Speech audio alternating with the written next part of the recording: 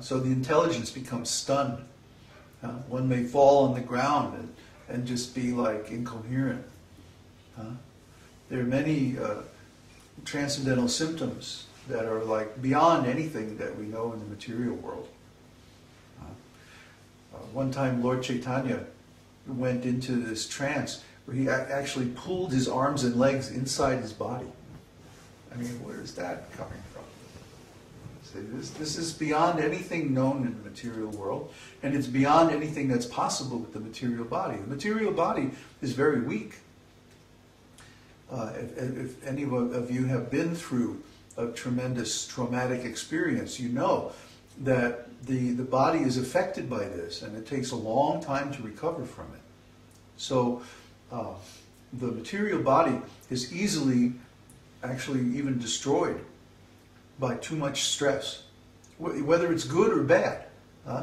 Look at these rock stars, you know, they're going on tours, they have to play night after night after night on the plane and this and that, and they go crazy. They lose it, they get worn down, and they have to go in the hospital or go in, what's that called, when they get drug and alcohol? Rehab. Yeah, they go into rehab, too much drugs or whatever. So similarly, in the material world, all of these emotions are there, but they're perverted reflections. When I think about it, in fact, while you were asking a question, I was thinking about the difference between material emotions and spiritual emotions. And the one thing is that material emotions, even if they're positive, they're never 100% positive. There's always some contamination. And spiritual emotions, even if they're negative, they're always pleasurable. So if a person is feeling even the best material emotion, there's always going to be some suffering connected with it. But if one is feeling even fear or distress, transcendentally, there's always joy and bliss connected with it. And thinking of those feelings come from two separate places. It's like material emotions, or you feel them in your body. But spiritual emotions are like directly in your consciousness. And there might be some symptoms reflected in the body. But the source of the energy, the source of the feeling is different. Fundamentally different. Uddhava, you had a question? No, there's a comment about that. There's one easy way to experience that by the swaras, by music. When I started learning this Vedic intonation, I could never understand the minor chords and like that. For me, they were always sad, but I didn't find any beauty until you have the right interval. Even though the interval is in a sad tone, it's very beautiful, very pleasurable. Oh yeah. And it's only understood when you hear the proper tuning. Yeah, I'm getting goosebumps just thinking about it. That's how I got into all this ecstatic emotional stuff, was through the music. The music is an easy way into feeling all these emotions. There are different combinations, certain combinations of vibrations that are exact pictures of all these ecstatic states. And if you meditate on them, you easily go into those states, because what is an emotion anyway? It's a relationship between two energies, two vibrations. So when you contemplate the Vedic svaras, which are certain mathematically pure relationships of vibrations, you feel those emotions along with it, automatically. See, this all started from when I was young and I was a composer and professional musician. And I was trying to answer the question, how does music give people feelings? Because everyone knows when you listen to music, you feel emotions. Well, why?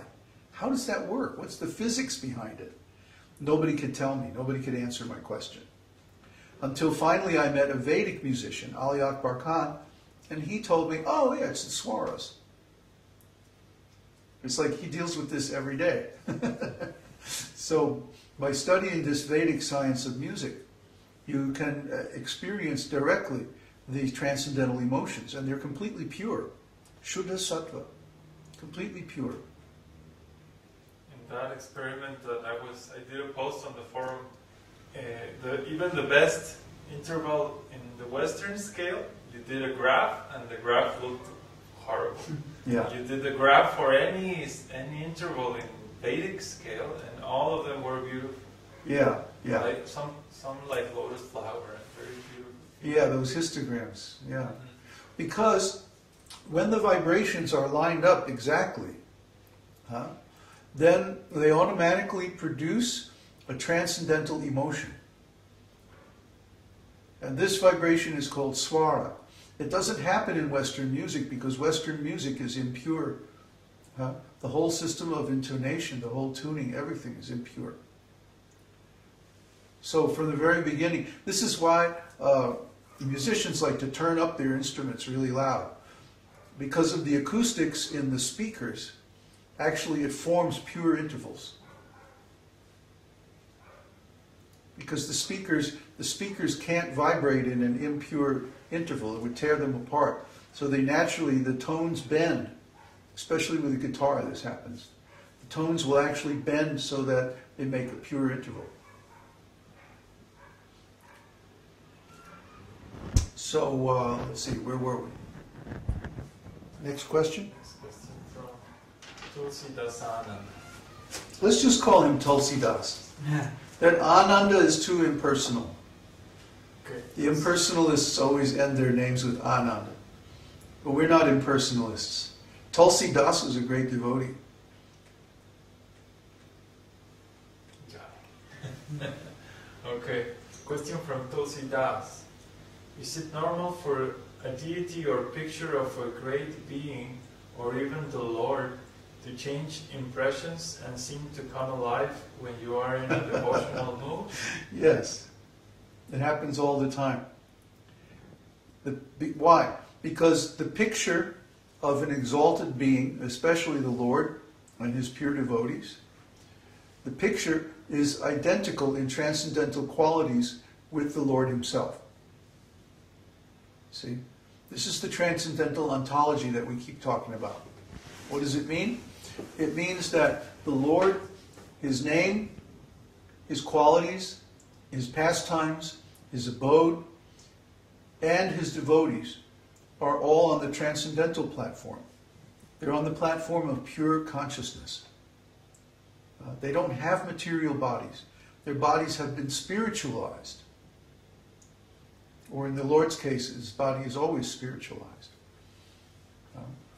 So if we see a picture of these great personalities, then we can interact with that picture just as if the personality is personally present. He is personally present. So yeah, this is a very common thing.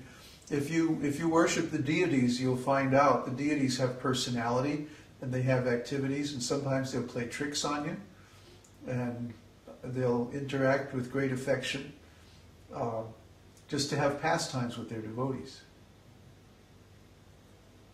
Yeah? Question from Mike. Would it be conducive to spiritual life to meditate on Vedic music to experience these transcendental emotions, even in the neophyte stage, or is there danger of enjoying separately from Krishna? Well, if it's okay to enjoy beautiful things, why not? But to realize that the beauty is coming from Krishna. See? In fact, that's what we used to do in music school. We used to meditate on these swaras. You have to meditate on them, first of all, to even hear them. You have to train your hearing. You have to purify your ears so that you can hear what the swaras are.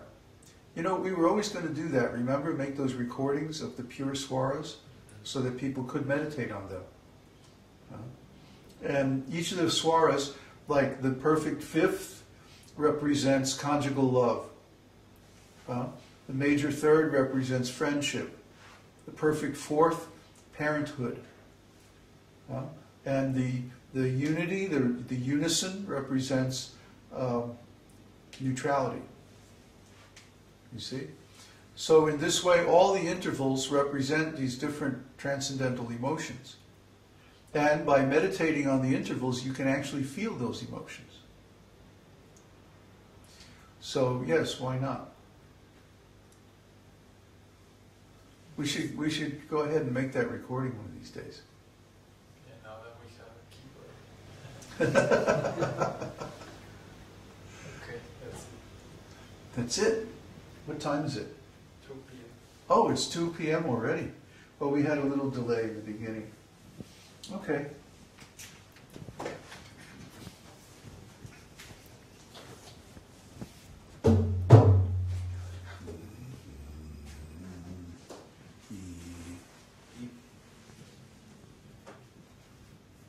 There's some comments from Brian. From who? From Brian. When I listen to Prabhupada and Babaji